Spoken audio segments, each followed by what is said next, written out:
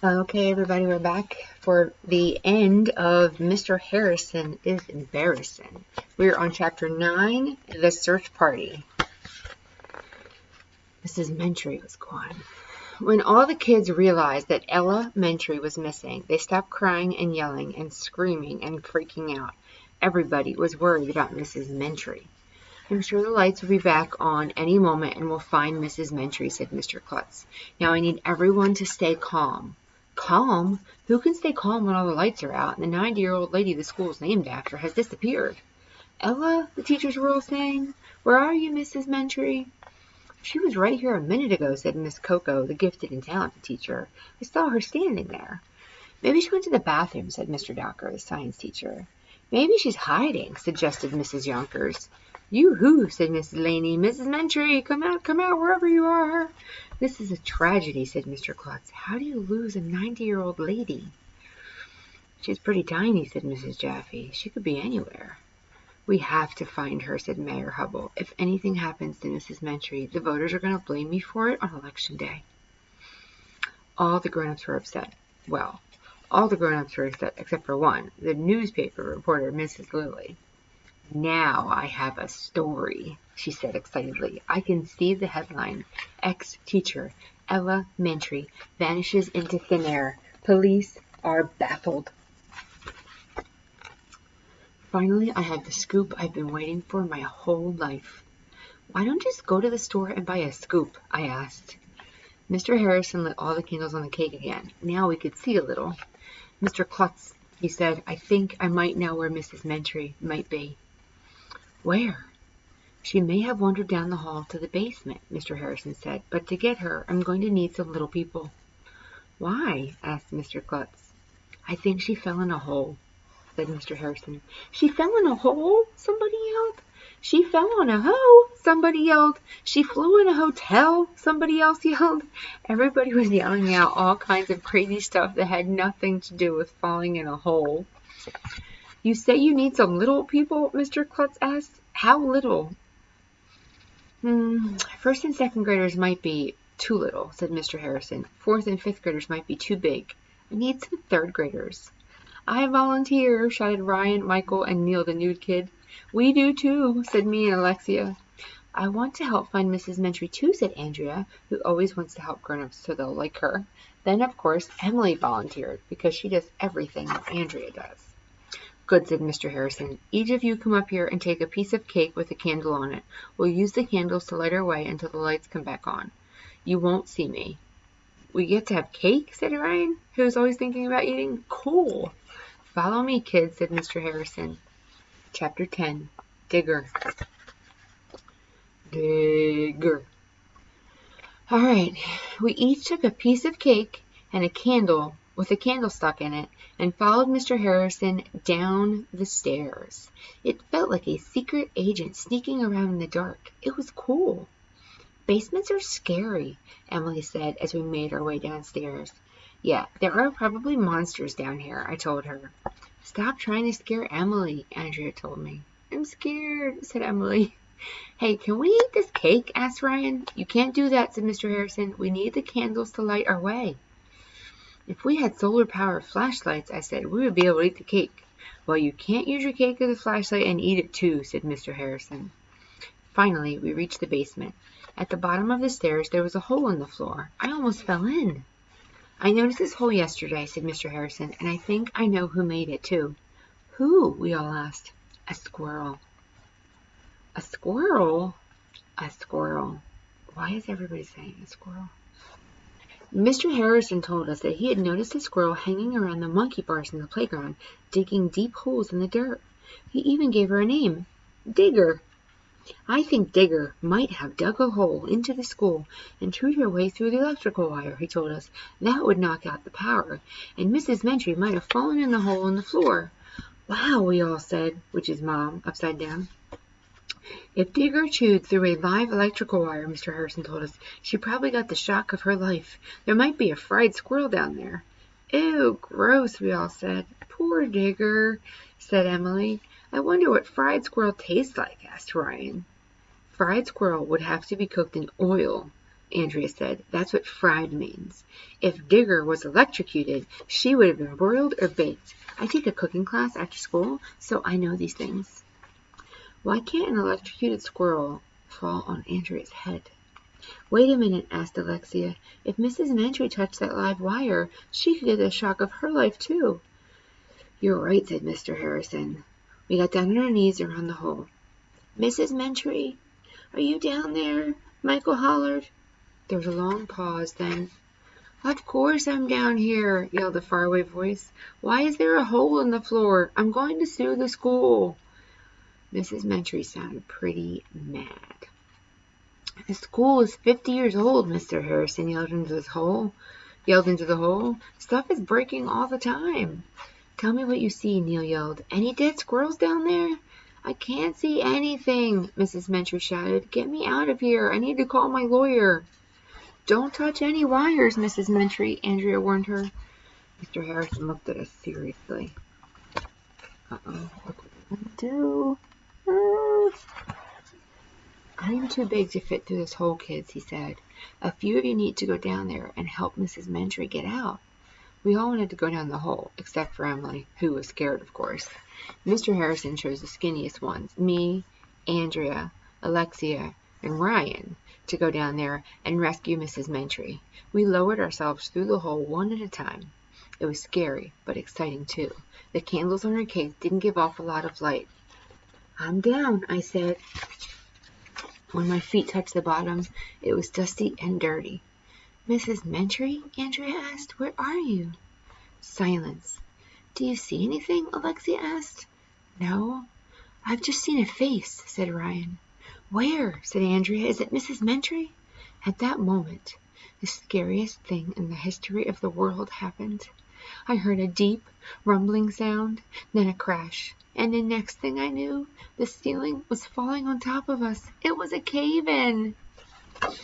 Chapter 11. I don't want to hold your hand. Help! It was the first word I heard when I opened my eyes. I'm not sure if I was out for a few seconds or a few hours. It didn't feel like I had broken any bones or anything. There was concrete and dust and junk here, there, and everywhere. Am I dead? I asked.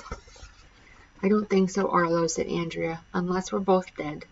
I knew I couldn't be dead, because if I was in heaven, Andrea wouldn't be there. When the dust had cleared, I was in a little cave beneath the ground with Andrea, Alexia, and Ryan. Luckily, the whole school hadn't fallen on our heads. Except for a few scratches, we were all okay. I could hardly see a thing. My candle was gone. My cake was gone, too. I was cold. This was the worst thing to happen since TV turn-off week. We're trapped, Ryan said. Like there's miners in Chile. Those miners were underground for months before they got rescued, said Alexia. Hey, maybe we'll be on TV when we get out, I said. The miners in Chile were on TV all the time. TV, said Andrea, all excited. How do I look? Is my hair messed up? I couldn't even see Andrea's dumb hair. It was too dark. Will you stop thinking about how you look for once? Alexia told her. We could die in here. Die? I hadn't even thought about dying until Alexia brought it up. I wish I could run away to Antarctica and go live with the penguins. Then I heard another voice in the distance. It was coming from far above our heads. It sounded like Mr. Harrison. Are you kids okay? He yelled. I feel fine, yelled Andrea. An emergency rescue crew is coming, he hollered. They have a giant drill. We'll have you kids out of there soon. Where did they get a giant drill? I asked. From Rent a Giant Drill, Mr. Harrison said. You can rent anything. What about Mrs. Mentry? Andrea asked. She's not with us. She's okay, Mr. Harrison said. Just before the cave-in, she crawled out of that hole that Digger dug in the playground. I bet she's really mad, Ryan said. She'll probably never visit our school again. Mr. Harrison told us that it might take the emergency rescue crew a few hours to drill a hole through the cement and pull us out that way. He sounded really upset. I should have known better, he said. I never should have let you kids go down there. It's okay, Mr. Harrison, Andrea hollered up to him. I sat on the floor between Andrea and Alexia. Ryan sat across from us. There wasn't a lot of room, so we had to sit close together. I'm scared, Andrea said. What if they can't rescue us? Hold my hand, Arlo. I'm not holding your hand, I told her. Hold Ryan's hand. I don't want to hold her hand, Ryan said. I want to hold your hand, Arlo, Andrea said. Don't bother me, I told her. Hey, I want to hold AJ's hand too, said Alexia. I asked if I could hold Arlo's hand first, Andrea told Alexia. So, said Alexia, you get to hold his hand all the time. It's my turn to hold his hand. Stop fighting, I told them. I don't want to hold either of your hands. That's when the weirdest thing in the history of the world happened. Andrea and Alexia started crying. Okay, I'll hold both of your hands. Just stop crying. I held hands with Andrea and Alexia. Ugh, disgusting. Ooh, you're holding hands with the girls in the dark, AJ, said Ryan. You must be in love with them. Quiet, dumbhead, I told Ryan. I had to sit in the dark and hold hands with Andrea and Alexia for 1,100,000 hours. I thought I was going to die. Isn't this romantic, Arlo? Andrea asked. No. I wish we still had our candles, said Alexia. Candles are so romantic, said Andrea. Yeah, I said. People must have been romantic all the time before Thomas Edison invented the light bulb. We were down there for 1,100,000 hours. It didn't seem like we were ever going to be rescued. Arlo, Andrea said, do you want to know a secret? No. In case we don't make it out of here, I want to tell you something, said Andrea. Something I've been wanting to tell you for a long time. I don't want to hear it. She loves you, said Alexia. That's not what I was going to say, Andrea said. What I wanted to say was... But she didn't get the chance to finish her sentence because at that very moment we heard a loud drilling above us. They're coming to rescue us, I shouted. We all cheered. Finally, I could let go of the girls' hands. The drilling got louder, and a few minutes later we saw a little hole open above our heads. Mr. Harrison put his eyeball against the hole. When are you going to get us out of here? I shouted up at him. Any time at all, he said. It won't be long. I'm fixing a hole. I'll get you. I will. We can work it out. I've got a feeling all I've got to do... Mr. Harrison wasn't making any sense at all. What should we do? I asked. I need you, he said. See that big rock over there? Move it over to the side so the drill can get through. I tried to move the rock, but it was too heavy. I'm so tired, I groaned. Ryan and the girls crawled over to help. I'll try. Dig it, Mr. Harrison told us. Carry that weight. All together now. Don't let me down. All four of us pushed against the rock as hard as we could. Finally, with a little help from my friends, I was able to slide it out of the way. Okay, Mr. Harrison, we're going to drill again. Wait, get back. We moved out of the way, and the drill started up again. It was really loud. Pieces of cement were falling around us. It was scary and cool at the same time. And then suddenly the drill came through and we could see a big hole open above us. Light flooded in. We could hear all of the kids upstairs cheering. Here comes the sun, I shouted. We're saved, Andrea yelled. We were about to climb up through the hole when I heard a noise in the corner. There was movement. What's that? Alexia asked. Maybe it's a fried squirrel, said Ryan. It's not a fried squirrel, said Andrea. It's a live squirrel. It's bigger. Eek! Chapter 12. Last one. Super squirrel. A live squirrel was staring at me, no more than 2 feet away. Ryan, Andrea, Alexia, and I climbed out of that hole in the ground like our pants were on fire. You should have been there. I thought I was going to die. If Digger chewed through the electric wire, how come she didn't get electrocuted? Ryan asked me when we got to the top. She must have super squirrel powers, I told him. And then the weirdest thing in the history of the world happened. Digger jumped out of the hole after us.